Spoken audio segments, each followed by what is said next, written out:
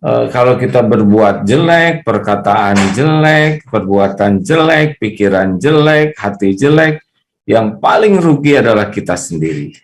Allah memperhatikan, betul-betul memperhatikan dan tidak akan lupa. Tidak ada yang lebih pahit dari berharapnya hati kepada kita. Allahumma aftah lana hikmataka ya Allah.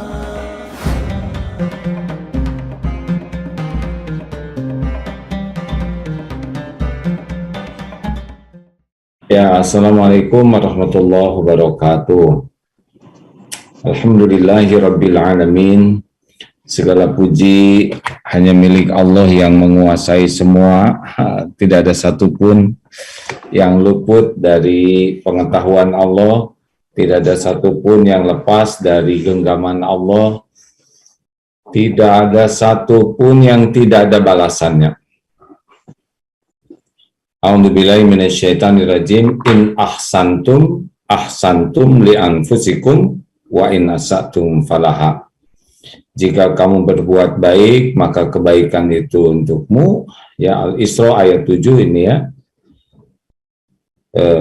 Jika kamu berbuat baik, maka kebaikan itu untuk dirimu, dan jikalau kamu berbuat jelek, berbuat buruk, maka keburukan itu pun kembali kepada kita. Ini penting sekali ayat ini ya.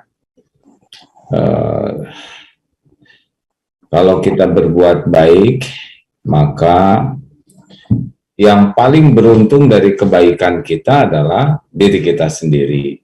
Dan kalau kita berbuat buruk, berbuat jelek, berbuat jahat, maka tidak akan kemana-mana, kecuali pasti akan kembali kepada kita sendiri. Sebentar. Maaf ya. Oke. Nah, bagaimana suaranya, lebih jelas kah, Pak Faruk?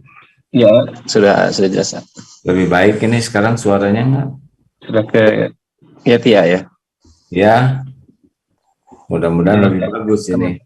Ya, silakan. Ya, jadi rekan-rekan sekalian, surat Al-Isra ayat 7 ini mutlak harus kita yakini dan kita jadikan panduan kita sehari-hari, bahwa semua yang kita lakukan itu pasti kembali kepada kita. Tidak akan tertukar, tidak akan meleset. Kalau kita berbuat baik, maka yang paling beruntung dari kebaikan kita adalah diri kita sendiri. Orang yang paling beruntung dari semua kebaikan yang kita lakukan adalah diri kita sendiri, sepanjang ikhlas ya. Kalau kita tidak ikhlas dalam berbuat kebaikan, maka kita tidak ada keuntungan. Demikian pula kalau kita berbuat jelek, perkataan jelek, perbuatan jelek, pikiran jelek, hati jelek, yang paling rugi adalah kita sendiri. Allah memperhatikan, betul-betul memperhatikan dan tidak akan lupa. Setiap patah kata yang kita ucapkan, setiap tulisan yang kita buat, setiap perilaku apapun, tidak ada satupun yang tidak disaksikan Allah, tidak ada satupun yang dilupakan Allah, dan tidak ada satupun yang tidak ada balasannya. Sekarang di dunia saat ini sudah ada jejak digital ya. Jejak digital itu sebetulnya itu takdir Allah juga ya. Kita berada di zaman yang kita nih kalau menggunakan digital ataupun kita punya rekaman apapun bentuknya, foto, video, tulisan, nah itu di dunia saja sudah sulit sekali menghapus ya. Pernah membaca seseorang yang sedih sekali melihat masa lalunya karena pernah ada dalam tayangan-tayangan yang tidak pantas, dan itu tidak bisa dihapus, sehingga keluarganya, anaknya, teman-temannya, termasuk suaminya bisa mengakses jejak digital itu. Nah, ini penting sekali bagi kita agar kita di dunia saja sudah susah ya. Wah, bagaimana ini? Oh, kita ini misal ada orang yang dia punya kekuasaan, punya kedudukan, dia kebal hukum, ya, tapi tidak kebal dari ketentuan Allah, tidak kebal dari apapun yang Allah kehendaki bagi dia. Sekuat, sehebat apapun, tidak bisa menghindar dari balasan dari Allah Subhanahu wa Ta'ala.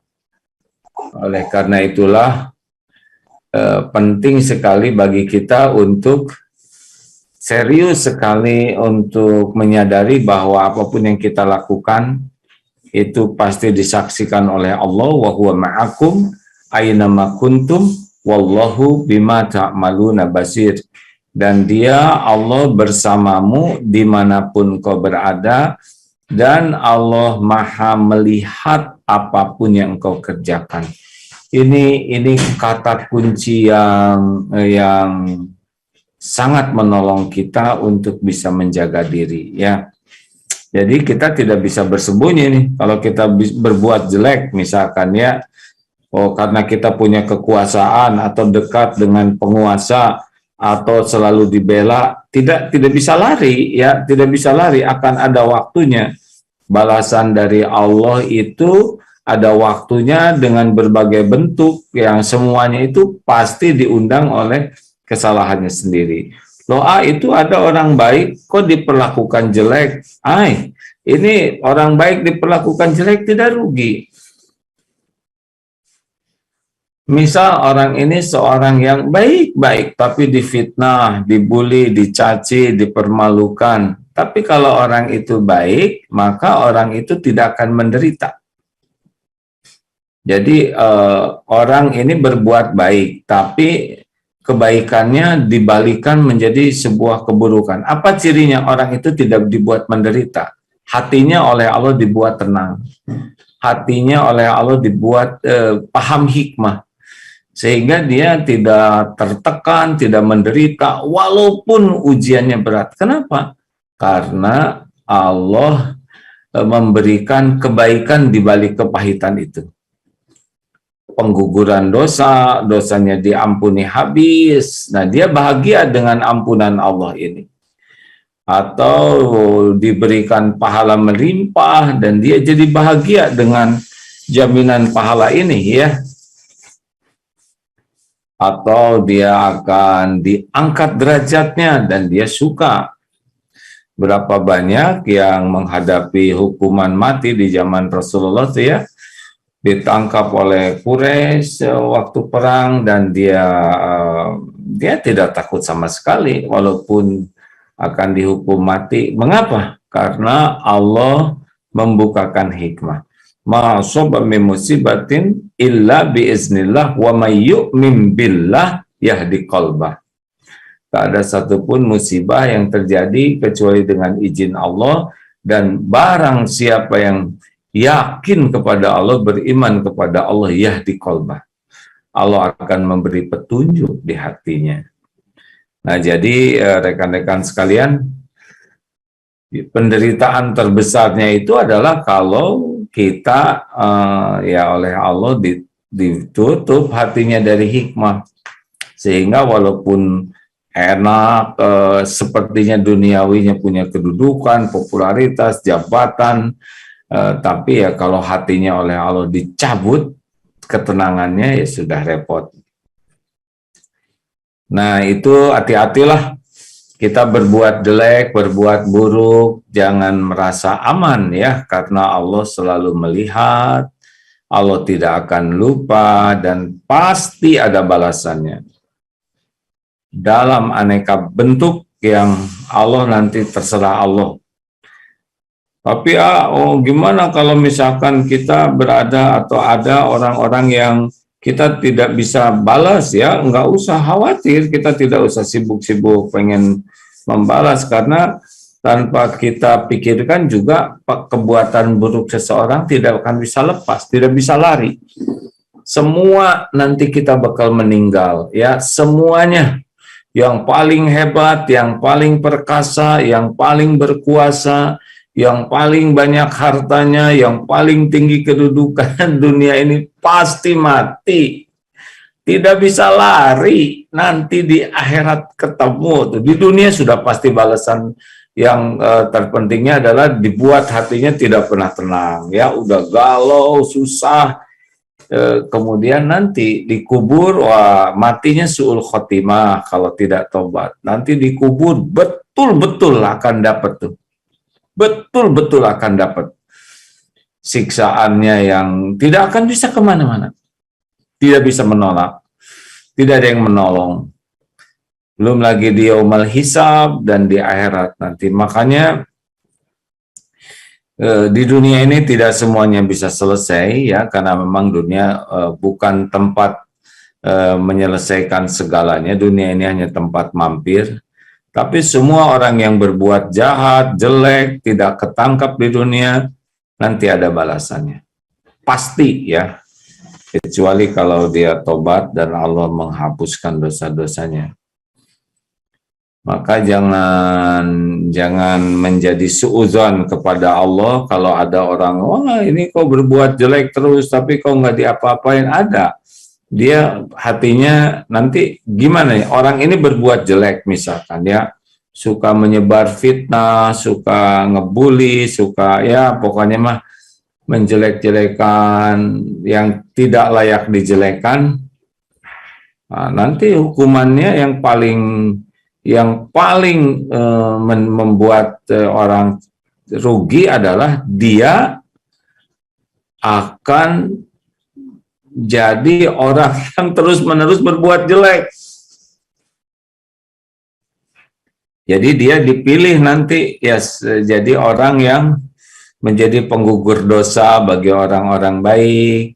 Dia akan menjadi penambah pahala ya, karena dia akan terus mengeluarkan perilaku jelek yang hukuman paling ruginya adalah dia jadi orang jelek seumur-umur. Kalau bangsa tindakan fisik misalkan, wah ada dapat apa ya, itu mah tidak seberapa. Tapi yang paling apes adalah kalau dia orang yang menjadi buruk seumur-umur. Nauzubillahi min dzalik. Nah, kita harus berlindung kepada Allah, jangan sampai kita menjadi orang yang jadi contoh keburukan, menjadi jalan keburukan sepanjang hayat. Nauzubillah, karena itu merupakan hukuman dunia yang paling merugikan, ya, yaitu takdirnya menjadi orang munafik, menjadi orang musyrik. Nauzubillahi min dzalik.